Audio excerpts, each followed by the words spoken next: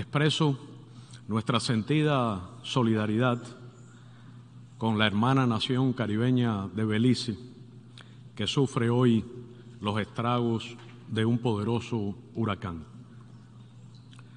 Señor presidente, señores representantes permanentes, distinguidos delegados, más del 80% de la población cubana actual ha nacido bajo el bloqueo.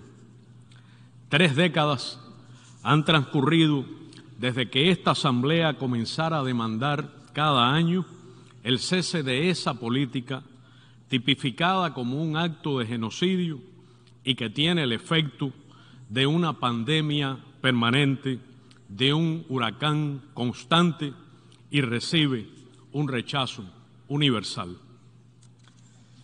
Es un acto deliberado de guerra económica con el propósito de impedir los ingresos financieros al país, destruir la capacidad del gobierno para atender las necesidades de la población, hacer colapsar la economía y crear una situación de ingobernabilidad. Como proponía en 1960 el subsecretario de Estado Mallory, busca provocar el desengaño y el desaliento, reducir los salarios, provocar hambre, desesperación y el derrocamiento del gobierno. Desde 2019, el gobierno de los Estados Unidos escaló el cerco contra nuestro país a una dimensión extrema, más cruel e inhumana, para infligir deliberadamente el mayor daño posible a las familias cubanas. En los primeros 14 meses del presidente Joe, más de 15 millones diarios. En los primeros, entre agosto de 2021 y febrero de 2022, establecieron un récord para solo 7 meses de 3.806 millones de dólares. De no existir el bloqueo, en ese periodo nuestro Producto Interno Bruto pudo haber crecido un 4,5%. Los daños acumulados en más de 60 años alcanzan los 154.217 millones de dólares a precios corrientes y al valor del oro ascienden a 1.391.111 millones. 1.000.391.111 millones. ¿Cómo sería Cuba hoy de haber contado con esos recursos? ¿Qué más podríamos haber hecho? ¿Cómo sería nuestra economía? Es imposible cuantificar la angustia generada por los apagones y la inestabilidad del servicio eléctrico, el desabastecimiento y largas colas para adquirir productos de primera necesidad, por los obstáculos a los proyectos de vida de las familias y especialmente de los jóvenes. El bloqueo, además, crea las condiciones que alientan la migración irregular, desordenada e insegura. La dolorosa separación de familias cuesta vidas de cubanas y cubanos y contribuye al crimen transnacional organizado y la trata de personas. Señor presidente, durante la pandemia de COVID-19, el gobierno estadounidense aplicó exenciones humanitarias temporales a países víctimas de sus medidas coercitivas unilaterales y otras sanciones. ¿Por qué se excluyó a los cubanos de ese alivio humanitario temporal? Aún peor, mientras la COVID cobraba millones de vidas en el planeta y llenaba de dolor a mi país, el bloqueo se intensificó y generó dificultades y demoras para el arribo de insumos y equipamiento médico imprescindible para enfrentarla, en particular para la industrialización de las vacunas cubanas. Se obstaculizó incluso la adquisición de oxígeno medicinal en terceros países. Cuando el bloqueo impidió el suministro de ventiladores pulmonares, Cuba desarrolló su producción nacional con prototipos propios. ¿Cómo podría explicarse que un pequeño país como Cuba haya podido vencer la COVID-19 con recursos y vacunas propias? En el peor momento de la pandemia, y a pesar de nuestros limitados recursos, colaboramos con el envío de 58 brigadas médicas a 42 países y territorios que se sumaron a los más de 28,000 de nuestros profesionales de la salud que en ese momento prestaban servicios en 59 naciones. Pero el bloqueo afecta a la producción nacional de antibióticos, analgésicos, hipotensores, tratamientos contra el cáncer y las cardiopatías y otros medicamentos de primera necesidad que antes no faltaron a tal escala en nuestros hospitales y farmacias. Las niñas y niños cubanos con afecciones de retina y glaucoma no pueden contar en sus tratamientos con el sistema láser de la empresa estadounidense Iridex Corporation. Los casos que evolucionan a formas más severas corren el riesgo de quedar ciegos. Nuestros niños tampoco pueden utilizar las válvulas cardíacas biológicas de fabricación estadounidense. Al nacer, bebés de bajo peso tienen que ser sometidos a cirugías a tórax abierto, pues no se dispone de catéteres de bajo calibre comercializados por firmas estadounidenses como Boston Scientific.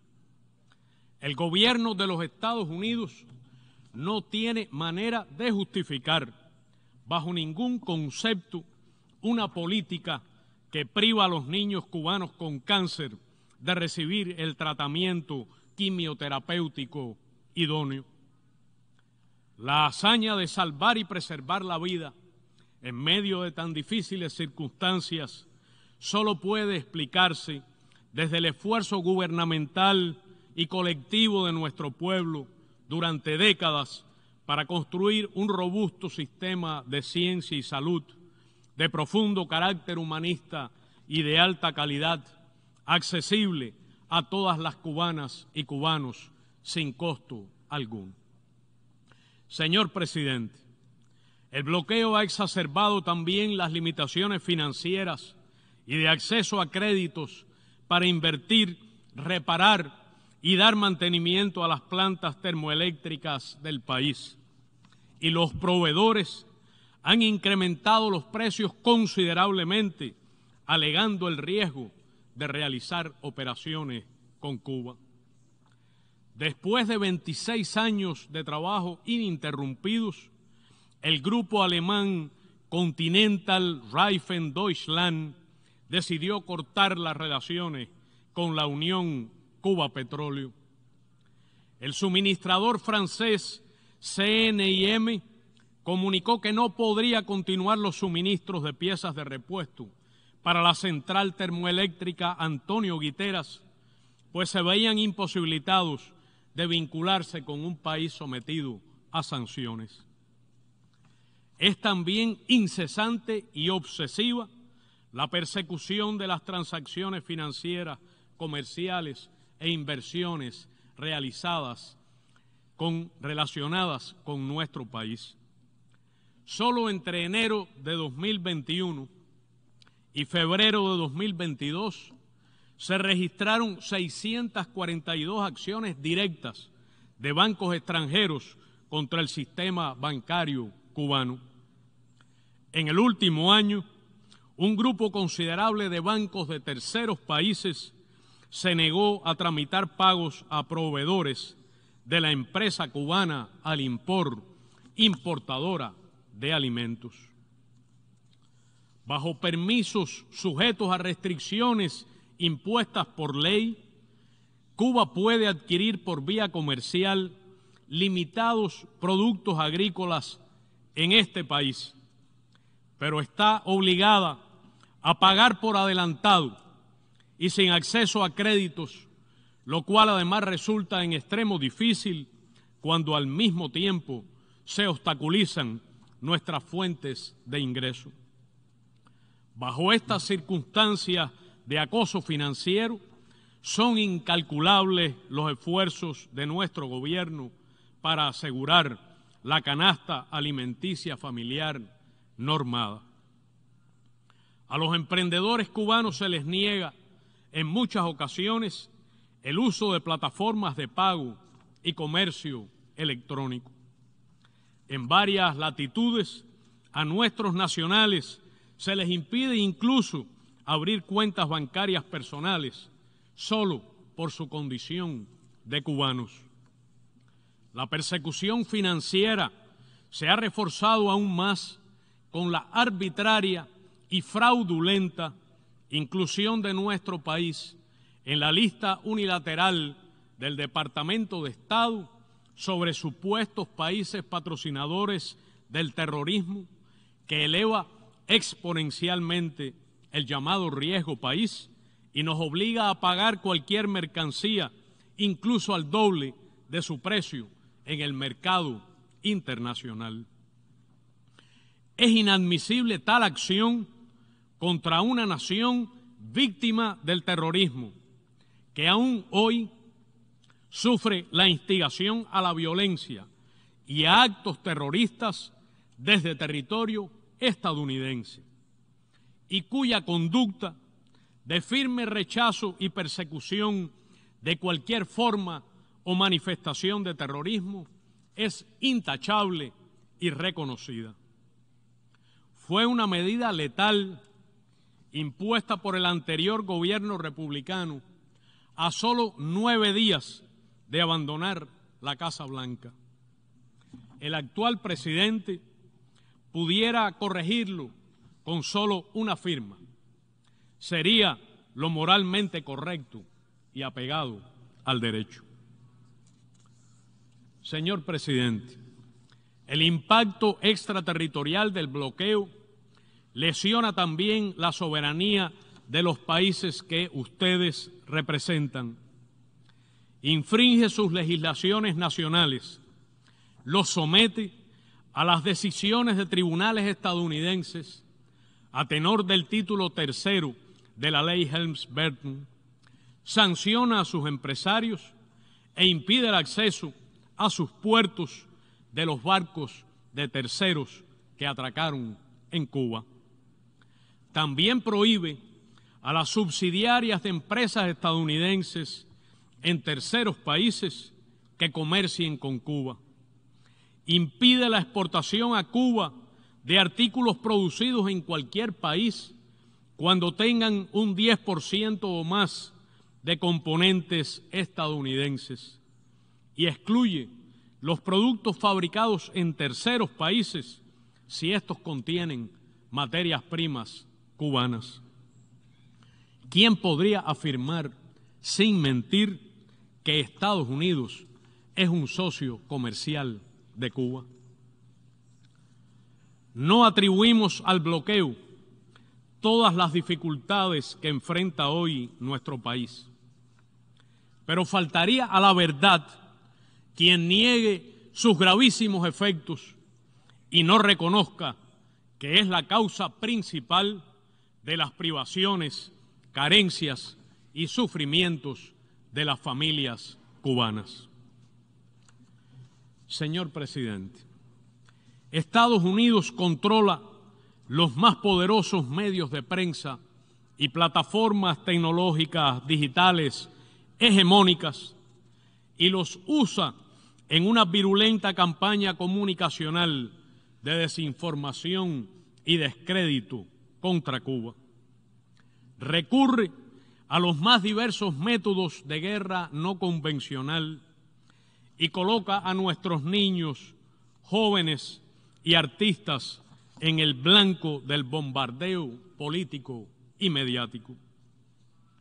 El gobierno estadounidense destina millones de dólares, decenas de millones de dólares del presupuesto federal y fondos encubiertos y recluta a instituciones gubernamentales y empresas privadas para financiar a los operadores políticos que ejecutan campañas de desinformación, odio y desestabilización en las redes digitales contra Cuba.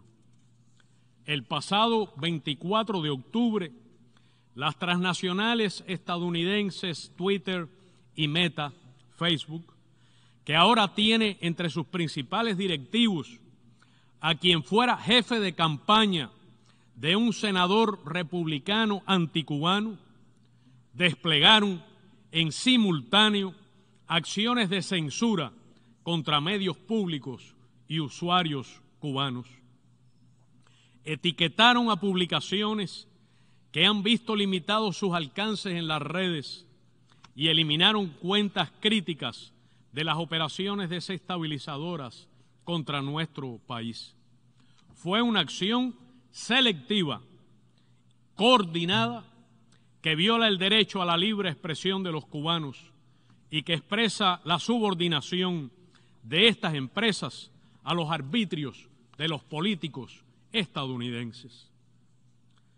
Señor presidente, el presidente Miguel Díaz-Canel Bermúdez afirmó el pasado 22 de julio en la clausura del 9º periodo ordinario de sesiones de la Asamblea Nacional del Poder Popular en su 9ª legislatura, y cito: la trayectoria de Cuba en el desarrollo de sus relaciones exteriores demuestra que el fomento de la paz, la cooperación y la solidaridad son características definitorias de nuestra proyección internacional. Lo hemos demostrado en nuestra región latinoamericana y caribeña y también en otras latitudes. Fin de la cita. El actual gobierno estadounidense no tiene una política propia hacia Cuba. Actúa por inercia y da continuidad a la política inhumana de máxima presión instaurada durante la presidencia de Donald Trump. En los últimos meses ha dado pasos para ajustar algunas de las irracionales restricciones a los vuelos estadounidenses a Cuba, el envío de remesas y a los trámites consulares. Son acciones positivas, pero muy limitadas en su alcance y aplicación. No modifican en modo alguno la política ni las medidas económicas, comerciales ni financieras. El bloqueo, recrudecido en extremo, continúa siendo el elemento central que define la política de los Estados Unidos hacia Cuba. El gobierno cubano está dispuesto a avanzar hacia un mejor entendimiento con el de los Estados Unidos y a desarrollar relaciones civilizadas y de cooperación sobre la base del respeto mutuo y sin menoscabo a nuestra soberanía. Reitero el llamado que hiciera el general de ejército Raúl Castro Ruz en 2017 al gobierno de los Estados Unidos para que remueva, y cito, los obstáculos que impiden o restringen los vínculos entre nuestros pueblos, las familias y los ciudadanos de ambos países. Debemos aprender el arte de convivir de forma civilizada con nuestras diferencias, concluyó. Aún en medio de las inhumanas limitaciones que nos impone el bloqueo, Cuba nunca renunciará a su sistema socialista de justicia social, confirmado en libre y universal referendo constitucional en 2019. defenderemos siempre el pleno ejercicio de todos los derechos humanos por todos nuestros ciudadanos. No aceptaremos jamás los intentos de imponernos pretendidos paradigmas de democracia ni otra cultura extraña a la cubana. Con la misma energía que defendemos el derecho inalienable de cada país a decidir su sistema político, económico y social, reclamamos respeto para el nuestro. Fieles al legado del comandante en jefe Fidel Castro Ruz, en Cuba siempre habrá, y cito, un gobierno del pueblo para todo el pueblo y una revolución de los humildes con los humildes y para los humildes. Sirva de innegable evidencia la más reciente muestra de ejercicio de democracia real, participativa e inclusiva en nuestro país. En referendo popular, el pueblo cubano votó a favor de un nuevo código de las familias moderno y progresista, de los más avanzados en el mundo, irrefutable prueba de la vocación de escuchar a todas las cubanas y cubanos sin ningún tipo de discriminación.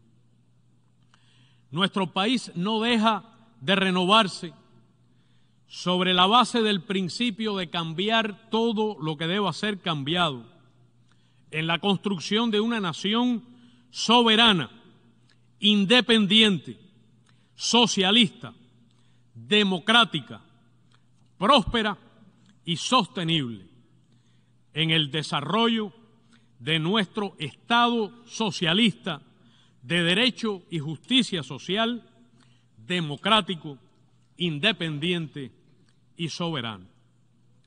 Abogamos por la creciente participación de nuestros jóvenes y de todos los ciudadanos en los procesos políticos, económicos, sociales y culturales de la nación. Avanzamos en la descentralización de la economía y el empoderamiento de la empresa estatal socialista. Se han creado miles de pequeñas y medianas empresas privadas y estatales. Se potencian la ciencia, la tecnología y la innovación, la informatización de la sociedad y la comunicación social como pilares de la gestión del gobierno. Se brindan mayores oportunidades a la inversión extranjera dentro de nuestra política de desarrollo. Cuba se renueva todo el tiempo. Lo que permanece inamovible, anclado en el pasado y aislado, es el bloqueo. Valoramos altamente el respaldo de numerosos gobiernos, personalidades, movimientos de solidaridad, organizaciones políticas, sociales y populares del mundo entero ante la injusticia que se comete contra Cuba. Señor presidente, apreciamos profundamente el compromiso y las expresiones de los cubanos y los descendientes de cubanos en todas las latitudes, incluso en los Estados Unidos, cuyas voces se alzan en defensa de los derechos soberanos de Cuba y en rechazo a la aplicación de esta política. Agradecemos también a todos los que han manifestado su respaldo a nuestro país en la difícil coyuntura de la recuperación por los graves daños que dejó el huracán Ian en las provincias occidentales el pasado mes de septiembre. Cientos de miles de nuestros compatriotas sufrieron su impacto. 119.048 viviendas fueron dañadas. Grandes áreas de cultivo quedaron destruidas y se registraron severos daños a la infraestructura eléctrica y de comunicaciones, entre otros estragos. Seguiremos aceptando con gratitud la ayuda de emergencia que se ofrezca sin condicionamientos a nuestro pueblo. Agradecemos los nobles esfuerzos humanitarios de organizaciones, movimientos y grupos estadounidenses, de congresistas y personalidades, del movimiento de solidaridad y organizaciones de la sociedad civil, quienes, ante la magnitud de las secuelas del huracán, han solicitado al gobierno del presidente Joseph Biden el levantamiento temporal de las medidas coercitivas unilaterales contra nuestro país, la autorización del procesamiento de donaciones por bancos estadounidenses y la compra de materiales para reconstruir las zonas afectadas. Señor presidente, señores representantes permanentes, distinguidos delegados, millones de cubanos están viendo ahora mismo lo que acontece en esta sala, han escuchado sus intervenciones y están atentos a sus votos. En su nombre, debo agradecer las declaraciones de rechazo al bloqueo realizadas por decenas de jefes de Estado y Gobierno y otros dignatarios en el debate general de este periodo de sesiones y también de los oradores en las sesiones de ayer y de esta mañana. Al ejercer en breve su voto, ustedes no solo estarán decidiendo sobre un asunto de interés vital para Cuba y para los cubanos, estarán ustedes también votando a favor de la Carta de las Naciones Unidas y del derecho internacional. Estarán pronunciándose en apoyo a la razón y la justicia. Dejen a Cuba vivir en paz. Cuba estaría mejor sin bloqueo. Cada familia cubana viviría mejor sin bloqueo. Los estadounidenses estarían mejor sin bloqueo a Cuba. Estados Unidos sería un mejor país sin el bloqueo a Cuba. El mundo sería mejor sin bloqueo. Les solicito respetuosamente que voten a favor del proyecto de resolución A/77/L5 titulado Necesidad de poner fin al bloqueo económico, comercial y financiero impuesto por los Estados Unidos de América contra Cuba. Lo hago en nombre del valiente, noble y digno pueblo de Cuba, que a pesar de las adversidades no ha sido ni será derrotado. En nombre de nuestras niñas, niños y jóvenes que se oponen a las políticas de odio, pero sufren sus crueles efectos. En nombre de las generaciones de cubanas y cubanos que han nacido y de los que van a nacer bajo el sistema de medidas coercitivas más cruel y prolongado que se haya aplicado jamás contra país alguno y que debe ser abolido por el bien de todos. Muchas gracias.